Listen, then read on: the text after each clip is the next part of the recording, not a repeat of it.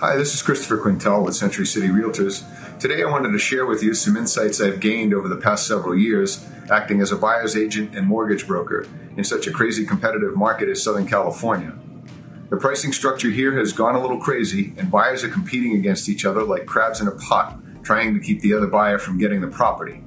Multiple offer situations are the norm, and buyer and agent fatigue is common after making offers on 20 properties during a 6-month period and having nothing under contract to show for it.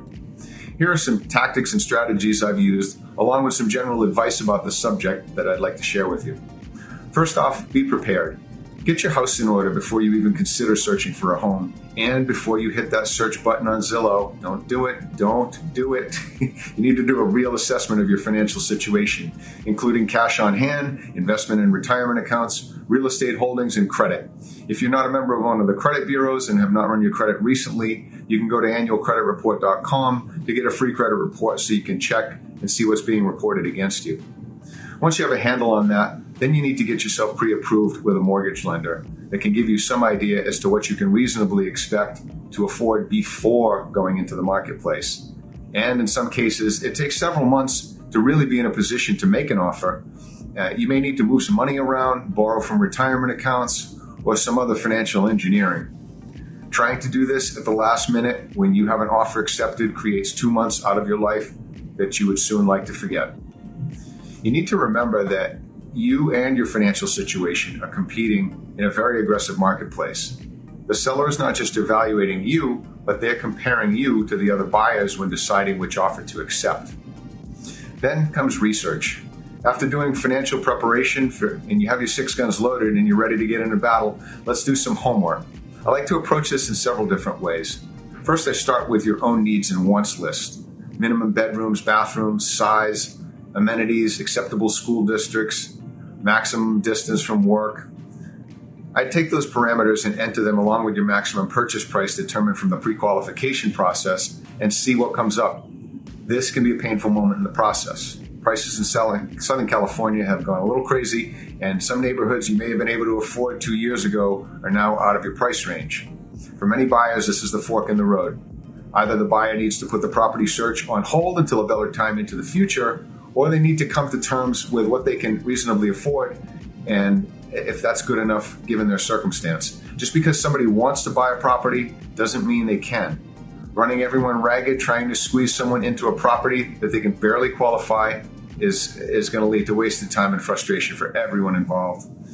But assuming all is well and you're proceeding with the property search, identifying some potential properties from the search and do some homework on each situation. How much does the borrower owe on the property mortgage? Are there liens against the property? Are the real estate taxes paid up to date? What is the listing history of the property? How long has it been on the market? And have there been any price reductions? Check the permits on the property also to see if there's any discrepancies between public record and what is advertised for sale. What's the estimate of value? Check out comparable sales and listings in the areas that you're interested in and drive the neighborhoods if you're not already familiar with them. These are the types of details we always like to investigate to give us a better idea into the overall situation.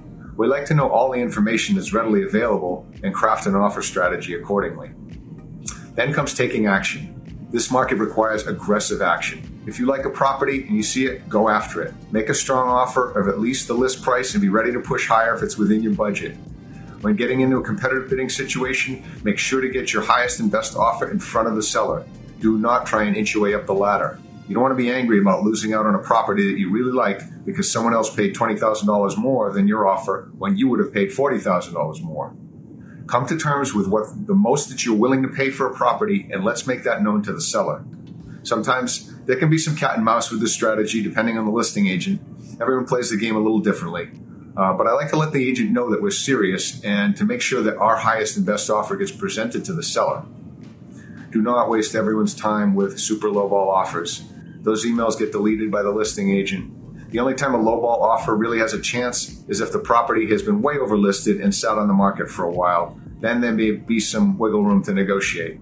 This is why I like to do an analysis of the market and have some ballpark ideas about valuation. It gives us a comfort level as to what properties are worth before making offers.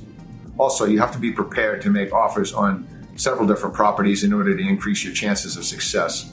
Just because you have your heart set on one property doesn't mean that you're going to get it, even if you're offering over list price. Next is market timing. This is a good one. Everyone asks me the same question. Is this a good time to buy a house? What do you think the market's going to do? Are interest rates going up? I tell people, if I had a crystal ball and I had the answers to this question, we wouldn't be having this conversation. I'd be sitting on the back of my 150-foot yacht somewhere in the Caribbean placing stock trades from my laptop.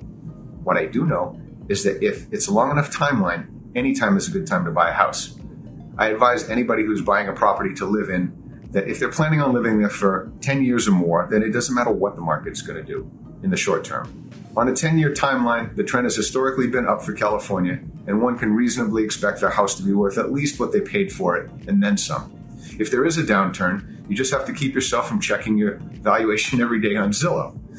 If you're looking on a shorter timeline and thinking that you're going to buy a property to live in for a few years and then sell it for a profit and trade up for a bigger house, then you need to step a little more cautiously. Well, this is my take on the subject of home purchasing in today's market. If you would like any further information or would like to explore using our services for purchasing, selling, or financing a property here in Southern California, please call me, Christopher Quintel, at 310-770-2703. I thank you so much for watching.